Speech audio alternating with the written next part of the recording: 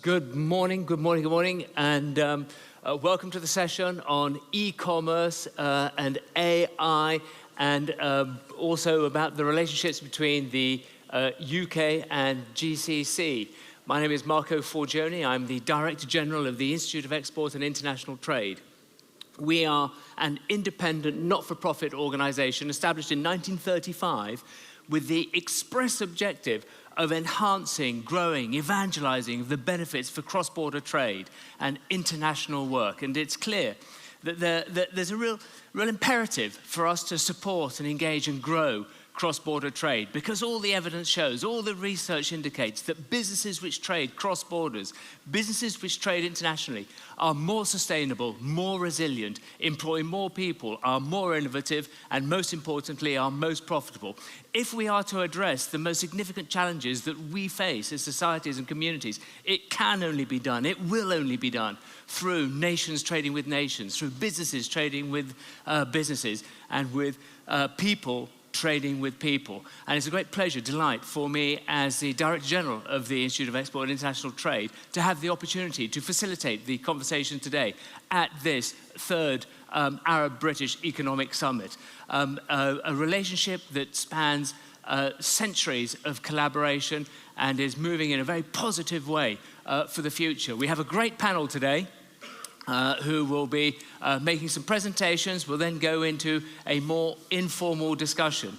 And what better, who better to have to kick us off in this session than, in fact, the UK's chief negotiator with the GCC on the free trade agreement, Tom Wintle.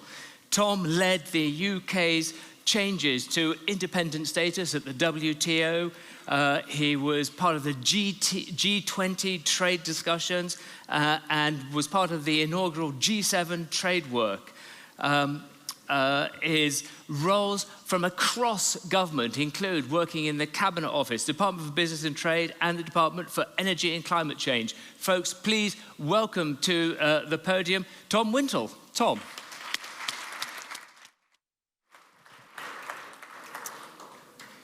Thank you very much, Chair.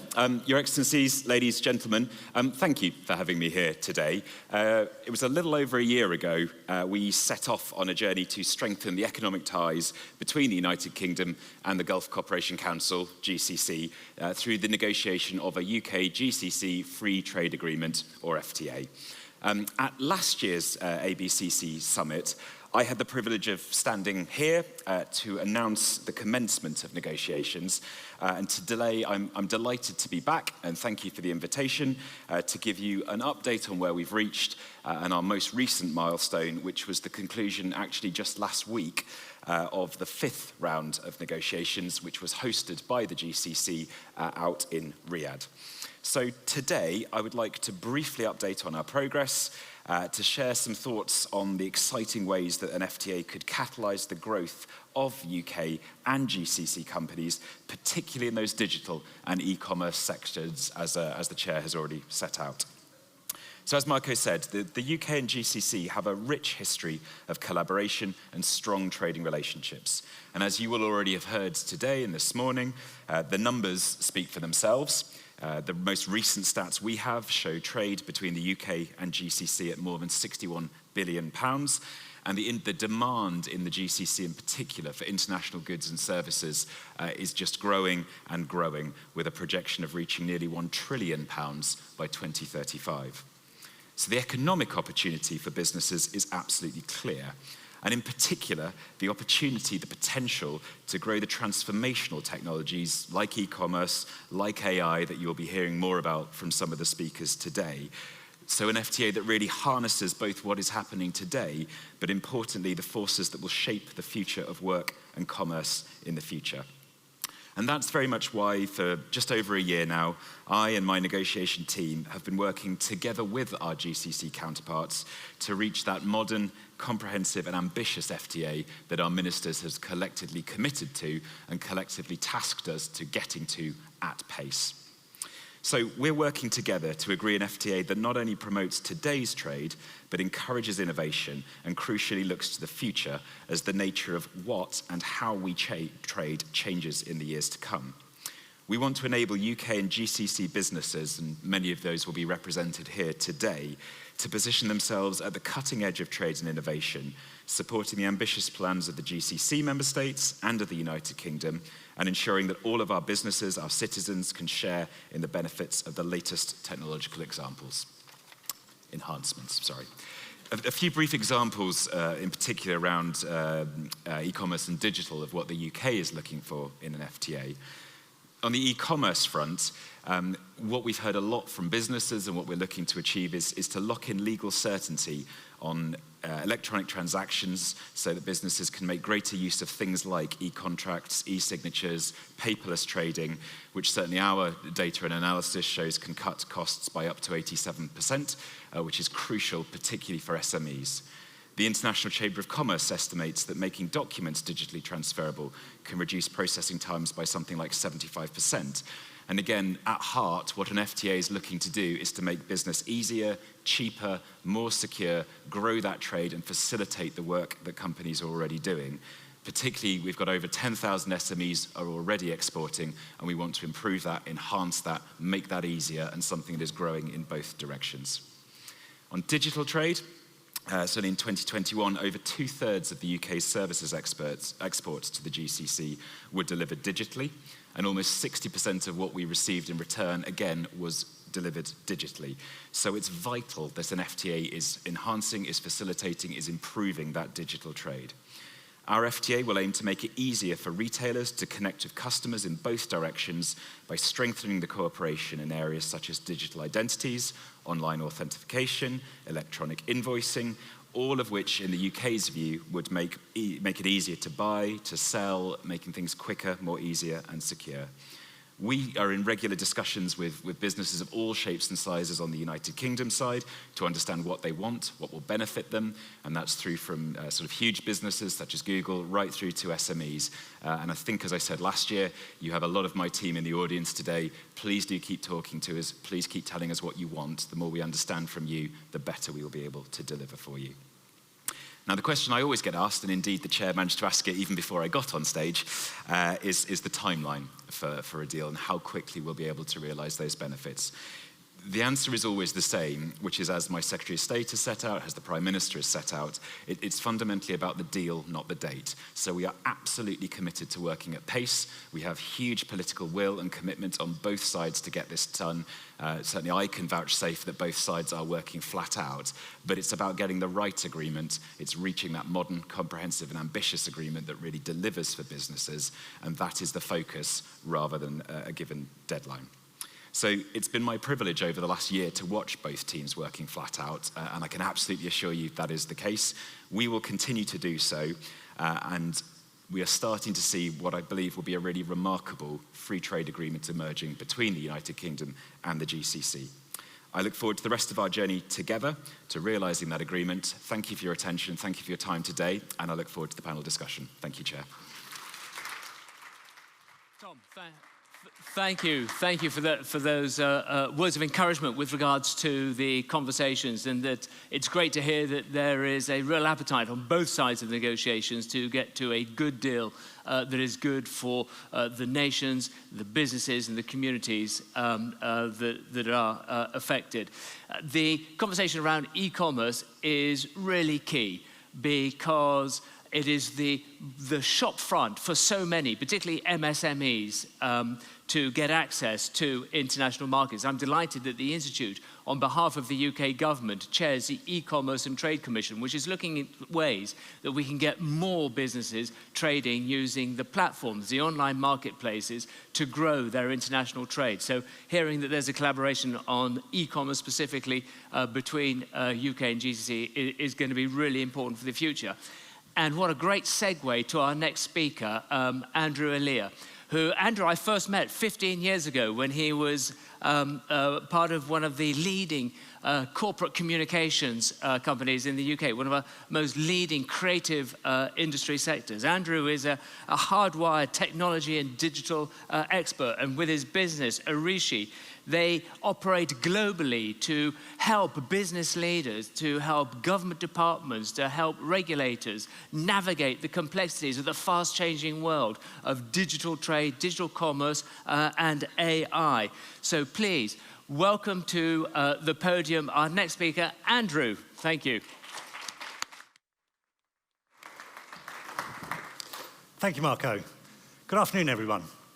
So, first of all, thank you all for attending. It's been a fabulous event so far.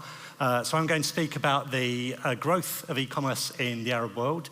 I'm going to speak more on e-commerce than perhaps on AI. I spoke on AI last year, actually, but happy to answer any questions on AI as well as needed.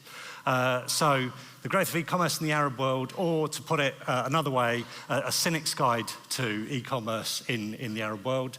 And I'll frame that by saying that we've been working in the GCC since about 2018, and a lot of the observations I'm sharing now are based both on the fact that we've been doing this for the last 20 years, but also we've been working in the region since that time. And this is based on some of our observations. And strap in, and here we go.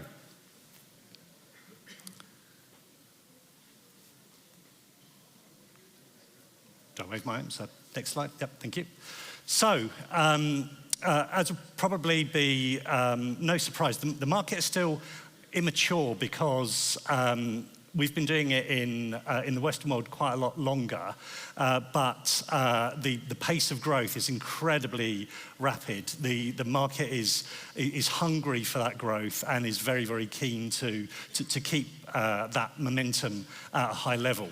One of the things that's been a bit problematic, though, is that Western markets haven't really taken the Middle East particularly seriously, and that's a shame because there's a lot of excellent products from the US and Europe which haven't really found their way into Arab-speaking countries, partly because they don't deliver content in Arabic, but also because the commercial structures, they haven't felt it necessary to invest, and hopefully that's going to change over a period of time.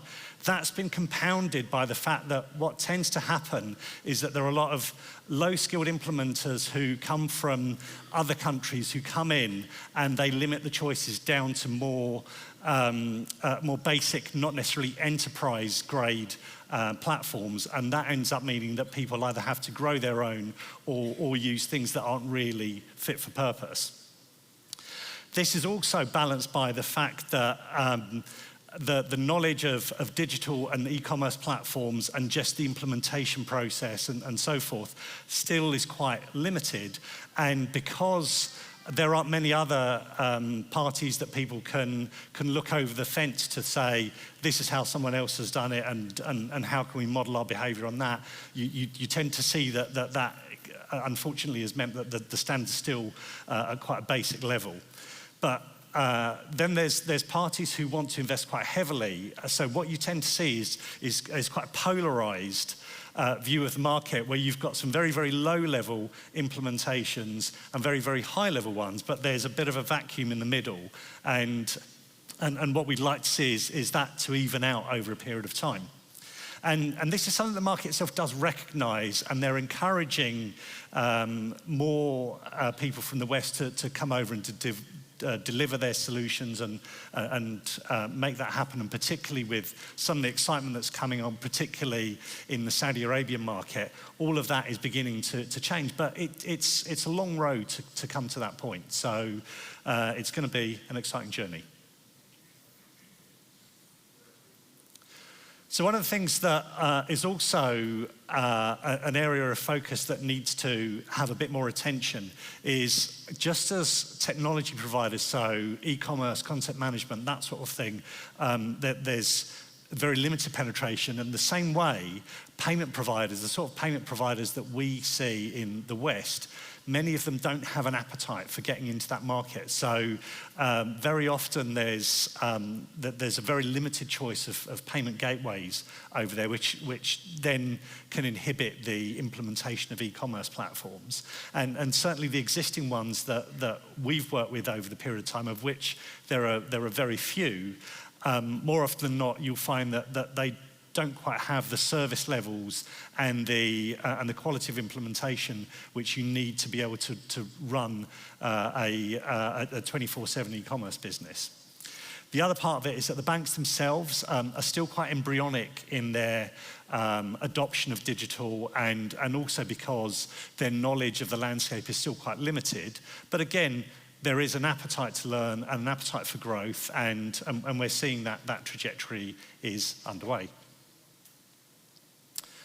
So where do we go from here? So clearly the market has a strong desire to grow, and events like this one are pivotal in bringing that education awareness of where things are going, and showing the GCC what's happening in other countries, and sharing that knowledge and collaborating.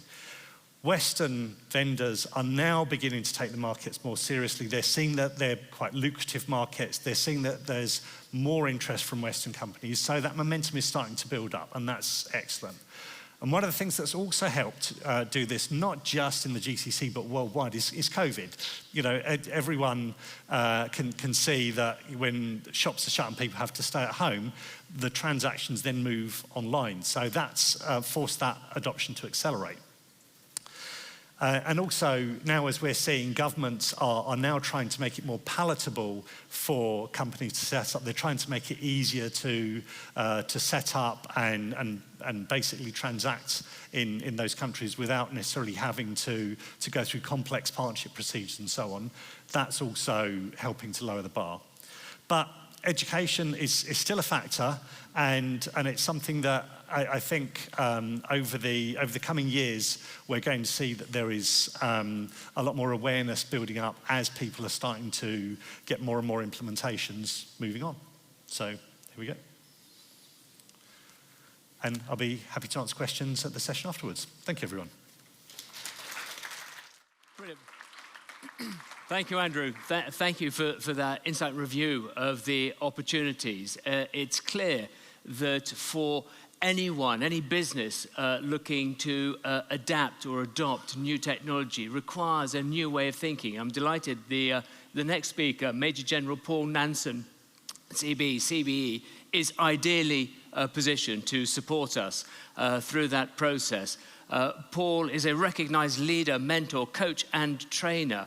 He has a distinguished career in the British military, serving in some of the most challenging environments, and is commandant of the Royal Military Academy at Sandhurst. Major General Nanson revolutionized the approach, the teaching, and the impact to establish a through-life leadership development program. He operates in over 80 countries and published the first guide built on the experiences of the Royal Academy, Stand Up Straight, 10 life lessons from the Royal Military Academy Sandhurst. Please welcome to the podium Major General Paul Nanson, CBE. Thank you.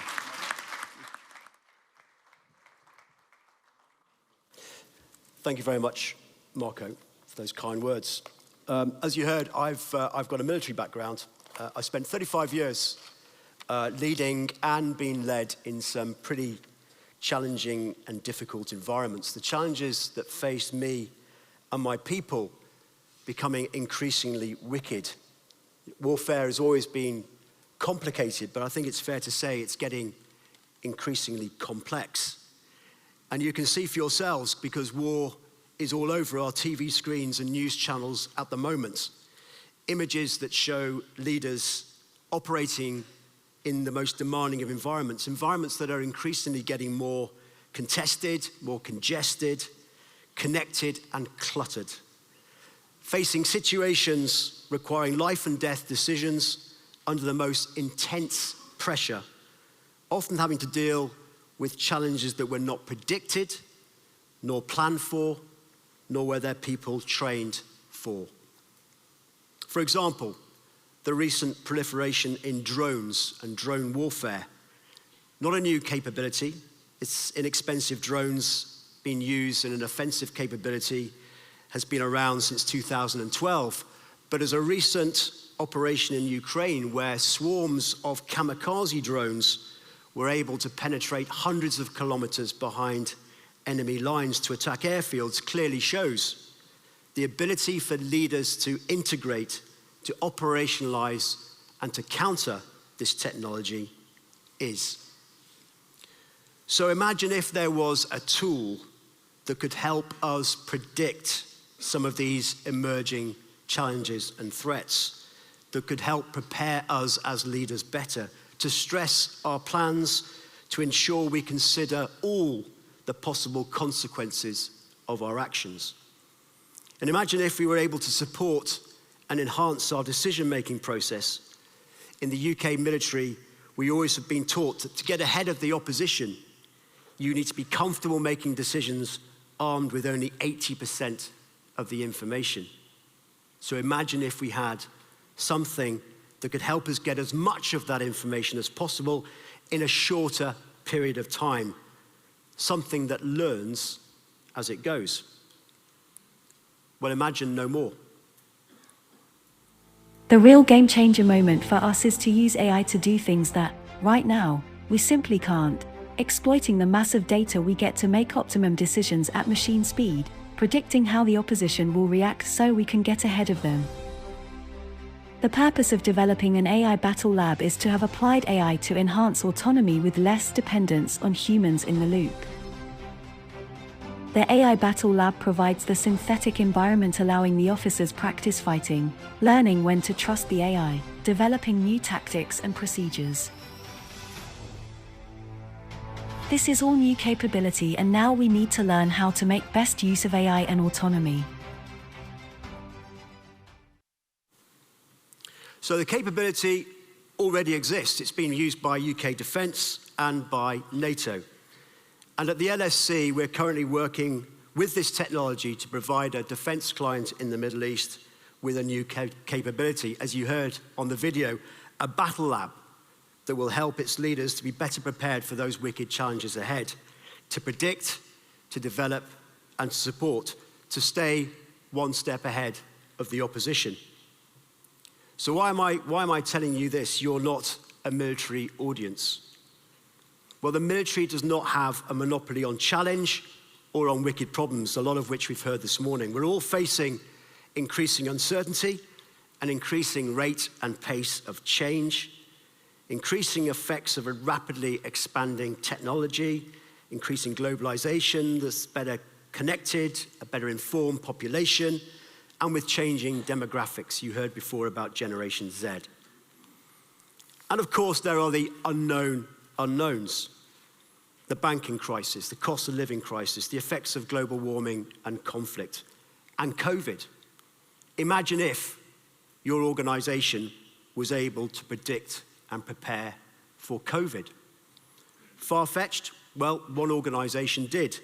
In 2007, the All England Lawn Tennis Association, having studied the 2003 SARS outbreak, took the bold leadership decision to take out pandemic insurance at an insurance annual cost of 1.5 million. High risk? Maybe. Yet that one brave decision alone meant that when COVID hit in 2020 and the Wimbledon competition was cancelled for the first time since World War II, the association was able to claim £114 million and survive. So, imagine if an artificial intelligence tool developed for and tested by the military that is 5 to 6 years ahead of anything else out there could be developed for you, for your organization, to be able to help you predict, support, and learn, to make those courageous leadership Wimbledon decisions. So instead of a battle lab, we're calling it something like a boardroom gym to help your leaders stay ahead, get ahead of the opposition. And if you're interested in learning anything more about it, we're downstairs. Please do come and see us. Thank you very much indeed.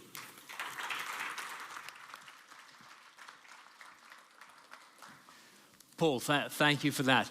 Our final speaker in the session is Professor Dominic Palmer-Brown. He is CEO and Principal of the British Institute of Technology. Dominic is a world-leading thinker and educator in the important areas of employability, data mining, AI, and VLEs, virtual learning environments, which is key to bringing all of the things that we've discussed earlier today together. Throughout his career, Dominic has been a talented and energetic advocate for collaboration between business and universities. Please welcome to the stage Professor Dominic Palmer-Brown.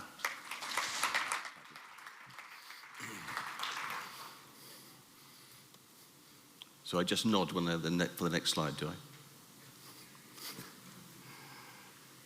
So I'd like to say a few words today about AI, but also about e-commerce, particularly m-commerce, and in effect MAI, because most AI is available through a mobile phone.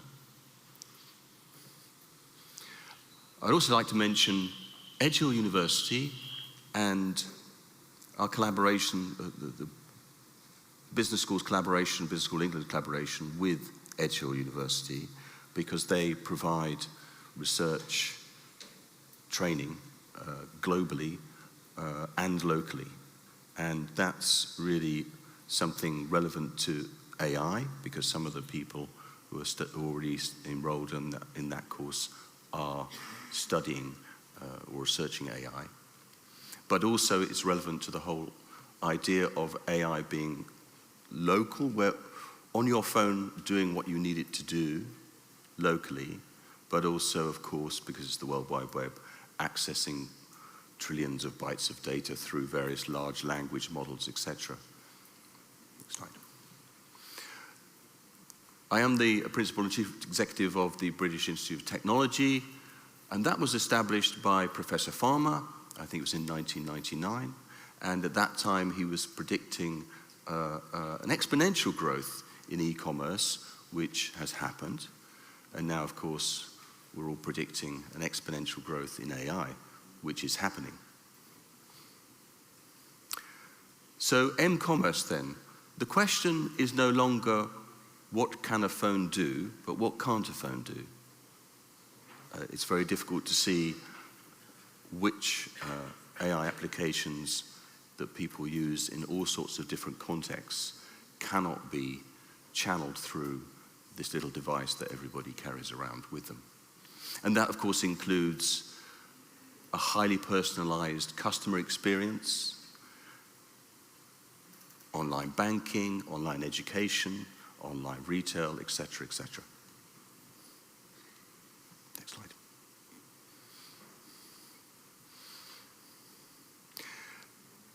It's clear that there is a massive growth in both AI and m-commerce. Next slide. Next slide. For example, in digital banking, as was reported, just happened to hear it on the radio a couple of days, they use, in one bank in the US, they use Dr. Bot, which gives personalized money advice, and it's trained with lots of examples of giving advice and large language models, and it gives 94% customer satisfaction. Next slide. There are, of course, security risks, and our phones are now, there are many ways to access our data through our phones. And as we have more and more apps, as we have more and more capability, there is, every time we add some capability or add some application, there is another challenge to the operating system and to the firewalls and the overall security architecture of phones. And so that is, particularly with the AI, going to be an increasing challenge and an area for further research. Next slide, please. And we could ask, of course we have laws protecting in various countries, laws protecting data, but what does that actually mean when we can say, okay, search engine, give me a deep fake of X, and X could be anything. And we're really very, very close to that situation. Next slide. So data analytics then, what is the kind of limiting the edge of it. What can it do? What can't it do? What will it do? What won't it do? And those questions, of course, are still being tested, very much so. But we could say in very general terms that data analytics depends on the breadth, depth, quality, and quantity of the data, and also on the power of the algorithms or the analytics. So just giving one example of that, if we look at ChatGPT, how much data is that trained with? Well, it's millions or even trillions of examples, so predicting the next word based on those millions of possibilities and looking at the probability of what the next word should be within the context of the question that's been asked. Next slide. Well, that's what GPT told me. So do we believe it? Well, clearly it's a sensible answer. But that brings me to the question of education, which previous speakers have alluded to, because actually if we don't understand what AI is doing, how do we know when to trust it? And there is an enormous amount of upskilling, training, and education that is required for everybody. It's not just the AI developers. If you want to leave it all to the AI developers, well, then we just won't know what's happening anymore. So everybody needs to understand it to a much higher level than is currently the case. And for example, with ChatGPT, which came into the news a lot recently, because some educationalists were up in arms, oh, they're going to use it for their essays. Good, not bad. We have to embrace it and then realize that ask people to use AI tools when they're learning, because it will help them, and then ask them to understand what that AI has actually done so that they can explain what's going on themselves. Next slide. One of the areas that I researched for many years is neural networks, and that's at the heart of what is often called deep learning. So what is actually going on then? It certainly helps us to understand how people shop, bank, learn, and live, and to put that understanding into applications. And the idea there, the key idea, is learning or adaptation. So basically, it's learning how to adapt to improve the experience, the shopping experience, the banking experience, the learning experience of people banking, etc., and how to improve, how to adapt to improve. And at the moment, the AI, I would say, is at the section above that of improve the experience of people banking, shopping, and learning through adaptation. But the next layer of that is that the AI learns about how well it's learning, about how well it's doing. Next slide, please. Education, this is what I was alluding to earlier, that in my view, we have to embrace it. There is no way of stopping people who are learning with their curiosity using tools such as ChatGPT. And there are, of course, lots of other versions of that which are already available or under development. And a key thing is this personalized experience. So we can easily imagine, and such things do exist, but they're being improved all the time, personalized assistance. On your phone, you have a personalized assistant which is helping you learn whatever you want to learn, helping you bank in whichever way you want to bank, helping you shop, travel, etc. It understands from not just loads of other examples of people doing similar things, but also from the experience of you doing those things. It understands in data terms what's actually required for you. Next slide, please. In a way, because people are worried about AI, and that needs to be addressed, that concern, in a way, AI does hold up a mirror. Some people are worried about AI, and I think there is a danger with it, that's for sure. With any technology, there is a danger, especially when it's so powerful. But it also holds a mirror up to humanity. What is it that we as individuals can do that our AI assistant can't do? That will remain important for, as far as I can see, the foreseeable future. Next slide. Business School England, contact us on that address if you'd like to, or speak to me if you know of anyone who wants to research any of these areas. We have this hookup with Edge Hill University, and they can research anywhere in the world, on their mobile or in person. Thank you.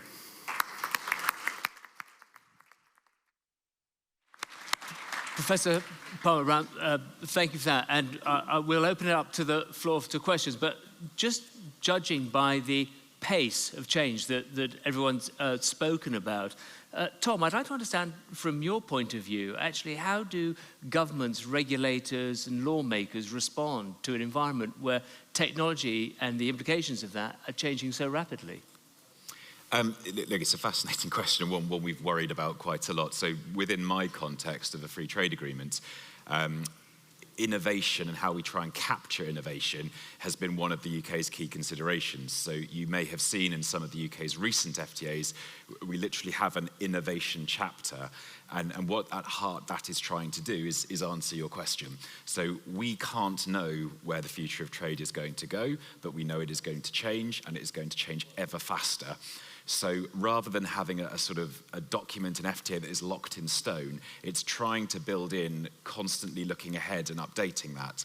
So for example, something like AI, our hope would be, and what we wish to do with our GCC colleagues, is that we're taking this piece on innovation. It's a core part of the agreement. And then for something like AI, you may have a commitment to regulators meeting often, exploring, exchanging. So as these regulations that we cannot know now what they will look like in 5-10 years hence, you have the experts talking, learning from each other, sharing best practice. So as new regulations come in, they are ideally designed in such a way as enhancing trade rather than potentially throwing up future barriers, which a government would then need to step in again to try and mediate. Brilliant. That's great to hear. I did see a hand here, just at the third row, on the right-hand side. There you go. If you don't mind saying your name and where you're from. Good afternoon. Good afternoon. My name is Sajjad. I've designed a memorial for the Grenfell Tower. Does providing sensitive military data to Google DeepMind increase the likelihood of singularity? For those who don't know, singularity is when AI takes over the combined international knowledge that we possess. And I mean, I can talk from what we're doing with AI, and we're with defense. What the professor was talking about in terms of big data and access to big data and allowing artificial intelligence tools access to that big data. Working with defense, of course, when we're not in that business for the very good reasons that you're mentioning. That would be dangerous. So two things. Firstly, AI is not the only technologies we use to help inform leaders how to make decisions. The information we provide to the AI that we're certainly using is very carefully controlled. For example, we don't know what the enemy. We can't provide data from what the enemy are going to do because obviously they're not going to tell us. So there's parts of data that we just can't get at. And the third thing I think is again what the professor was talking about. This is about providing a tool that assists the person in the loop. We're not looking at replacing it. We're looking at helping and aiding and understanding. So a lot of what we do is about better understanding that human technological interface and making sure that the AI technology is used there to step in when the human is struggling to make the right decision. And that's the importance. So it's not about losing control of it. It's got to be very carefully controlled. Paul, thank you for that. Dominic, did you want to come in? Oh yeah, I thought that was a very, very clear answer already. And generalizing that outside of military situations, I think there is an important principle there that it's certainly that people are in the loop all the time. That's important. Secondly, it is possible to effectively program according to certain principles and to build in safeguards to the design of AI systems. I'm sure that happens with military applications, otherwise it would be a complete disaster. But so there are probably some important lessons there for how that safety critical functionality, which has been developed in real-time systems, for example, for many decades, the equivalent of that in AI does need further research for that to be generalized. But I don't think it's beyond the wit of AI developers or anybody else to build in actual principles. We might call them values and morals, but they're equivalents of that code, you never do this, you never do that, which is outside the loop of the data calculating algorithm. So just even if the data analysis says do this, you don't do it. It's not impossible. And that comes back to regulation, and I think it's not just regulation, but the principles that go with it. Yeah. And for me, it's reassuring to hear that it is possible to do that. There's a question here, and then over there and over here. My name is Ahmed Al-Shaybani from Libya, representative of civil society. My question is to Mr. Andrew Elia. So far as the paradigm shift towards digital economy, we in our region, we must not rush for a green economy. We don't have an incentive. We need to make a conversion of the fabulous hydrocarbon wealth beneath our feet into intrinsic value currency.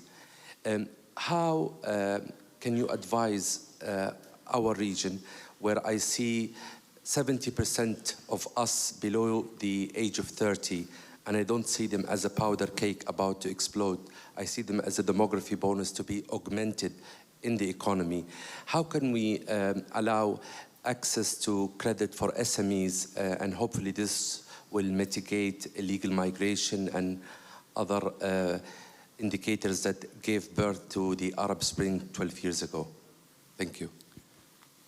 Okay, so if I've understood your question correctly, what you're talking about is using digital capabilities to help facilitate the trade with SMEs and augmenting them. Okay, and Access to credit. And access to credit. Okay. All right. So I think fundamentally, when you start talking about bringing digital technologies into an economy, it's about making sure that you've, for starters, got the regulatory framework correct. Because we've seen what happens if you go too digital and not enough regulation, you end up with some of the problems that people have seen with cryptocurrencies, for example, where you have one person who owns a large amount of cyber wealth being run over by a bus, and then no one being able to get access to their credit. So you have to underpin it with some kind of regulatory platform. When it then comes into how people transact and that sort of... Saved by the bell. I'm hopeful that's the test we were advised about. I'm looking for a nudge. It is a test. Rest. Stay calm.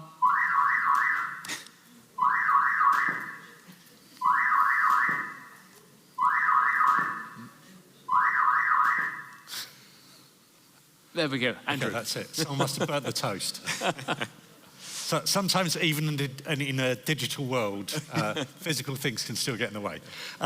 So yeah, by being able to have the correct sort of standards for people to implement against. So, for example, open banking is one of the things that's becoming quite popular in the UK. The ability for people to facilitate transactions. So I mentioned in my brief talk about payment gateways, the fact that payment gateways still, that you don't have the volume of them that you have in the West. These are the sort of things that make it easy for people to transact online. So I'm talking B2C, but obviously B2B, there's standards, so APIs and various protocols that people can use to do business with one another. When it then comes to credit, and I'm a techie, so I can't necessarily tell you about the financial framework. Maybe some of my esteemed colleagues can step in on that part. But essentially, if you are providing enough frameworks for people to assess creditworthiness and things like that, and open banking being one of those technologies, then that helps accelerate that process of providing credit to people at various levels. And then it's down to the appetites of the people to issue credit to those parties. Brilliant. Thank you. I'm conscious we're coming to the end. There's a question over here. I'm going to take two at the same time. So if we can take a question here and a question here, and we will be very speedy in our responses panel. Owen Bennett from Arab News. There's a question for Tom. Just with regards to the negotiations, are there any areas that you find you're spending a significantly large amount of bandwidth on? And also, which areas are you excited about delivering the largest benefits? Tom. I think probably no specific areas to your first. It really is across the whole gamut of the FTA. We're spending an equivalent amount of time on, be that goods, services, or what we would term as sustainability and the issues within that. So that really is across it. In terms of the benefits of the FTA, certainly the initial analysis that we put out at launch, so this is all publicly available. You have a lot coming from tariff reductions, but you have a huge amount coming from the services side as well, the sheer volume and growth. Again, we can pick up afterwards. That's all publicly available data, so happy to pick up on that. Brilliant. Thank you. Thank you for being concise. Good afternoon. Richard Swift, IAS Group. Question both for military education and civilian business education. The group I'm working with at IAS are primarily SME owners, in middle-aged SME owners. They don't have the benefits of large corporates, but they do produce half of the national GDP and half of private sector employment. And what's coming through to me is they're feeling lost and overwhelmed as a group. I'm looking particularly at military there, where the concept of esprit de corps can be brought in, as well as technology, and of course, business education as well. So let me shut up and answer it however you feel appropriate. Brilliant. So how do we help UK SMEs particularly engage with this rapidly transforming digital environment? As well, because the big conglomerates are very human-centric out there. Brilliant, quite right.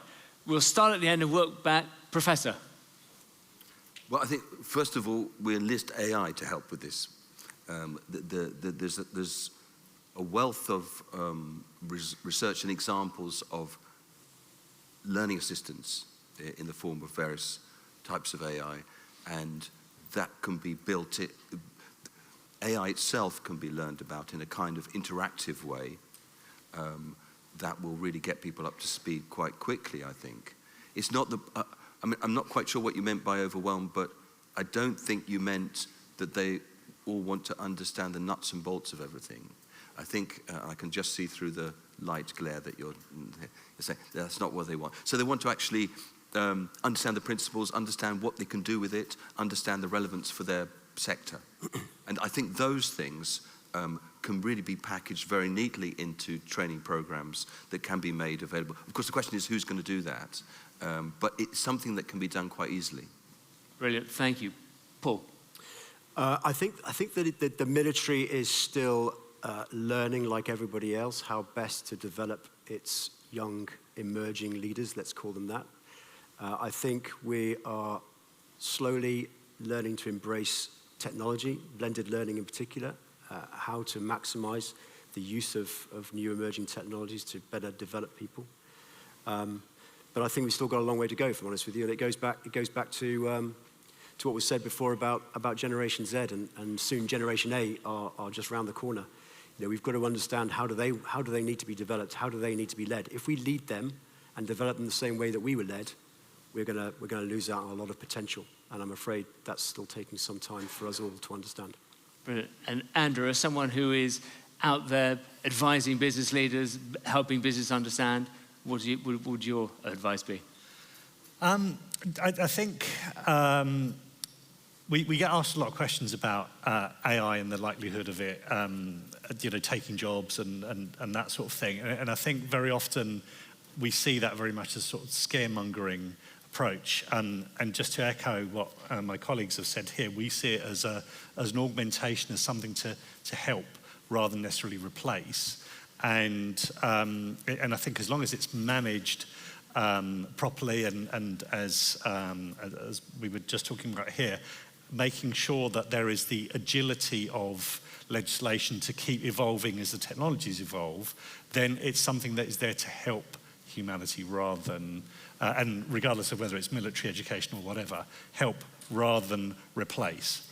What a brilliant, uplifting note to end the session on. Please, can we put our hands together for the panel? Thank you.